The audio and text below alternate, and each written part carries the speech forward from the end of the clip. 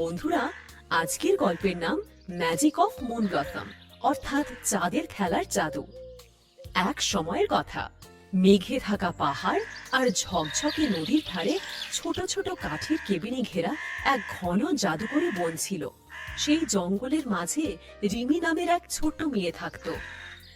রিমির কোকড়ানো লাল চুল আর পান্না সবুজ চোখ তাকে প্রাচীন গাছ আর হালকা বাতাসের মতোই জঙ্গলের অংশ করে তুলেছিল। সে তার মা আমিনা আর দাদি ফাহিমিদা, যাকে সে ভালোবেসে দিদি ভাই বলে ডাকত, তাদের সঙ্গে এক ছোট্ট কাঠের কুঠিরে থাকত। দাদি ছিলেন এক জ্ঞানী মহিলা। তার চুল ছিল রূপোর মতো ঝকঝকে আর চোখে ছিল জঙ্গলের রহস্য। তিনি ছিলেন একজন ভেষজ বিশেষজ্ঞ ও গল্পকার, যিনি জঙ্গলের প্রতিটা প্রাণী আর গাছপালার সঙ্গে পরিচিত ছিলেন। এদিকে রিমির মা ছিলেন খুব স্নেহশীল আর কোমলভাষী। তিনি ছিলেন একজন দক্ষ ভেষজ বিশেষজ্ঞ, যিনি রিমির দাদির কাছ থেকে তার চিকিৎসার কৌশল শিখেছিলেন। তারা একসাথে রিমিকে জঙ্গলের নিয়ম কানুন, পাখিদের ভাষা আর প্রতিটি জীবন্ত জিনিসে প্রবাহিত জাদু শিখিয়েছিলেন। এক সকালে যখন রিমি নদীর ধারে হাঁটছিল, হঠাৎ সে দেখল এক ছোট হরিণ কাঁটাযুক্ত ঝোপে আটকে গেছে। হরিণের ভীত চোখ দুটো তাকে একদৃষ্টে দেখছিল, আর রিমি এটা দেখে চমকে উঠল। তারপর রিমি সাবধানে কাঁটাগুলো সরিয়ে দিল, ধীরে ধীরে ফিসফিস করে বলল, যেটা সে তার দাদি আর মায়ের কাছ থেকে শিখেছিল।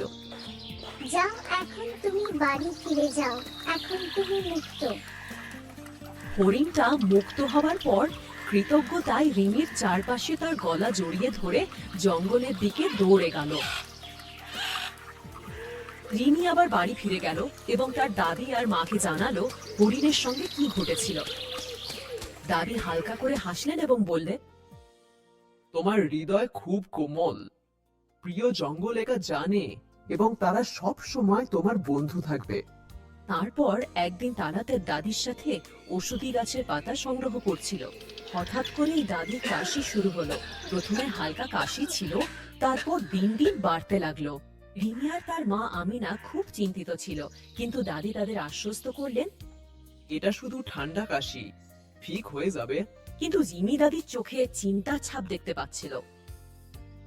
তারপর এক সন্ধ্যায় যখন তারা আগুনের পাশে বসেছিল, দাদি রিমির হাত ধরে বললেন, রিমি প্রিয়া, তোমাকে একটা কথা বলতে চাই। তখন তিনি বললেন, শোন রিমি, ঘন জঙ্গলের ভেতরে একটা জাদুকরী ফুলের গাছ আছে। ওই ফুলের গাছকে মুন ব্লসম বলা হয়। এটা প্রতি বছর পূর্ণিমার আলোয় একবার ফোটে। এর পাপড়ি যে কোনো অসুখ সারাতে পারে। আগামীকাল রাতেই পূর্ণিমা। তোমার অবশ্যই এটা খুঁজে বের করতে হবে প্রিয়া।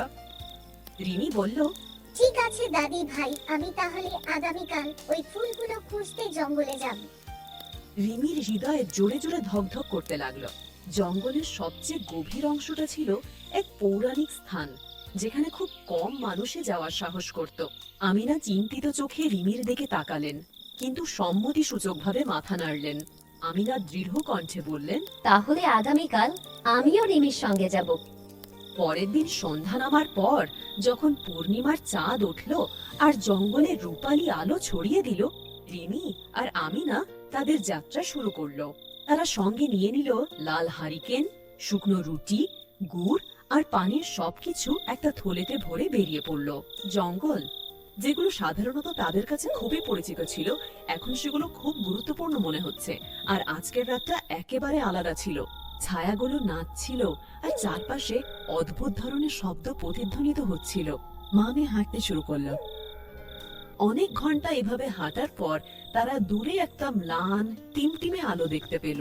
তাদের হৃদয়ে আশায় ভরে উঠল এবং তারা দ্রুত এগিয়ে গেল একটা ছোট জায়গায়, যেখানে পূর্ণিমার চাঁদের আলো ছড়িয়েছিল। তারা চাঁদ ফুলকে ফুটে থাকতে দেখল। তার পাপড়িগুলো নরম, ঐশ্বরিক আলোয় ঝলমল করছিল। রিমি আর আমিনা জঙ্গলের প্রতি কৃতজ্ঞতা জানিয়ে প্রার্থনা করল। তারপর তারা কোমল হাতে ফুলটি তুলল এবং সাবধানে তাদের পোটলিতে রেখে দিল। তখন ফেরার পথটা অনেক লম্বা মনে হচ্ছিল, কিন্তু তারা দৃঢ় সংকল্পে ভরা ছিল এবং হাঁটতে শুরু করলো।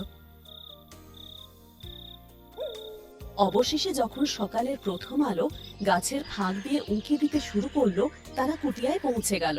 তারপর রিমি চিৎকার করে উঠল, দাদি ভাই আমরা চাঁদের ফুলের পাপড়ি খুঁজে এনেছি। দাদি এখনো খুব দুর্বল দেখাচ্ছেন। দাদি আস্তে করে হাসেন। রিমি আর আমিনা পাপড়িগুলো মিশ্রণে পরিণত করলো, ঠিক যেমন নাদি তাদের শিখিয়েছিলেন। তারপর রিমির মা দাদিকে সেই পাপড়ি দিয়ে তৈরি ওষুধ খাওয়ালেন। ওষুধ খাওয়ার পর এক মুহূর্তের জন্য কিছুই ঘটল না। তারপর ধীরে ধীরে দাদির মুখের রং ফিরে আসতে লাগলো এবং কিছুক্ষণ পর তার শরীরেও শক্তি ফিরে এলো। দাদি তার চোখ খুললেন এবং রিমি ও আমিনাকে দেখে হাসলেন।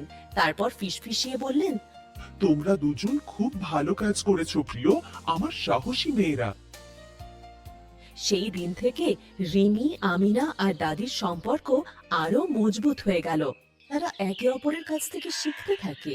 তাদের জীবন জঙ্গলের জাদু আর রহস্যের সঙ্গে জড়িয়ে আছে। তাদের হৃদয়ে চিরদিনের জন্য ভালোবাসার বন্ধনে বাঁধা।